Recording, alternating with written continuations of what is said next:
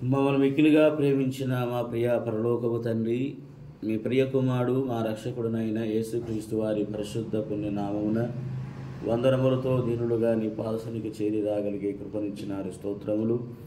దేవా, ఉదయకాల సమయంలో ఎడాలి సెలయేర్ల ద్వారా మీ సందేశం వినుట ద్వారా మీ స్వరాన్ని, మీ యొక్క చిత్తాన్ని మేము ఎరుగునట్లు మా జీవితం ఏమి కలిగి ఉండాలో మీరు మాతో మీరు మాట్లాడి మహిమ పొందమని ప్రభు అయిన యేసుక్రీస్తు వారి నామం పేరిట ప్రార్థించి వేడుచున్నాము తండ్రి.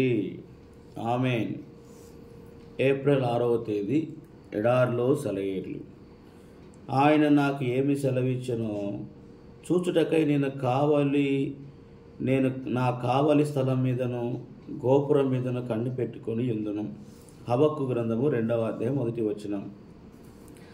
కావలి వాళ్ళు కనిపెట్టినట్లు కనిపెట్టకపోతే అది దేవుని సహాయం కోసము కనిపెట్టడం కానే కాదు. సహాయం రాదు. ఆయన నుండి మనకు బలము, ఆపదలలో రక్షణ లభించడం లేదంటే మనము దాని గురించి కనిపెట్టడం లేదన్నమాట.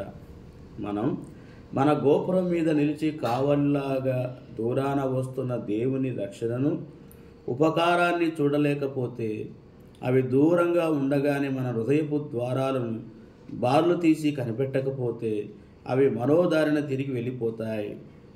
ఒక వ్యక్తిని నిరీక్షణ రాబోయే ఆశీర్వాదాల కోసం అతని అప్రమత్తతో ఎదురు చూసేలా చేయలేక పోయినట్టయితే అతనికి ఏమీ దొరకవు.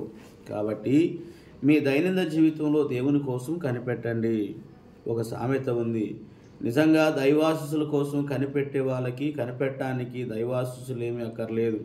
దీన్నే మరో విధంగా చెప్పుకుంటే, దైవాశీస్సుల కోసం కనిపెట్టని వారికి కనిపెట్టడానికి దైవాశీస్సులు ఏమి ఉండవు. వర్షం కురిసే వేళకి మన ఖాళీ కుండలను తెరచి ఉంచితేనే కానీ నీళ్లు పట్టుకోలేం. దేవుని వాగ్దానాల కోసం అడిగేటప్పుడు మన వ్యాపార ధోరణిలో మన సామాన్యమైన బుద్ధి జ్ఞానాలు ఉపయోగించాలి. ఎలాగంటే, మీరు ఒక బ్యాంకుకి వెళ్ళారనుకోండి, ఒక మనిషి లోపలికి వచ్చి ఒక కాగితాన్ని కౌంటర్ మీద ఉంచి వెంటనే దాన్ని వెనక్కు తీసుకొని బయటికి వెళ్ళిపోయి ఇలా చాలాసార్లు చేస్తున్నాడు అనుకోండి, అతనికి ఏమి లాభం లేదు, సరికదా. ఆ మనిషిని లోపలికి రానివ్వద్దని అంటారు. బ్యాంకులో నిజంగా పని ఉండి వచ్చే వాళ్ళైతే తమ చెక్కుల్ని బ్యాంకులో ఇచ్చి తమకు డబ్బు ముట్టేదాకా ఓపికగా కూర్చొని తమ పని అయిన తరువాతే తిరిగి వెళతారు. అంతేగాని ఆ చెక్కుని అక్కడి నుంచి దాని మీద ఉన్న సంతకం ఎంత అందంగా ఉంది అంటూ మురిసిపోయి, ఆ కాగితం ఎంత బ్రహ్మాండంగా ఉంది అంటూ మెచ్చుకొని వెళ్ళిపోరు. దానికి ప్రతిగా వాళ్ళకి డబ్బు కావాలి. తమ చేతికి డబ్బు వచ్చేదాకా వాళ్ళు సంతృప్తి చెందరు. ఇలాంటి మనుషులకి ఆ బ్యాంకులో ఎప్పుడూ ఆహ్వానం ఉంటుంది. అయితే ప్రార్థనలో కూడా కొందరు మనుషులు ఆటలాడుతుంటారు. ఎంత విచారం! దేవుడు తమ ప్రార్థనకి జవాబు ఇవ్వాలని వాళ్ళు ఎదురు చూడరు. వీళ్ళు కేవలం ఆటలాడుకునే వ్యర్థులే. మన పరలోకపు తండ్రి ప్రార్థనలో మనతో నిజమైన వ్యాపార సంబంధాన్ని పెట్టుకోవటానికి సిద్ధంగా ఉన్నాడు.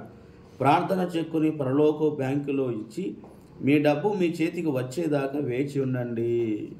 నీ ఆశ భంగము కానేరదు. సామెతల గ్రంథము 24వ అధ్యాయం 14వ వచనం.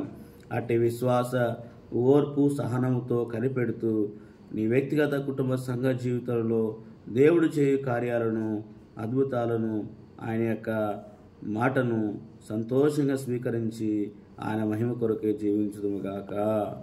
ఆమేన్.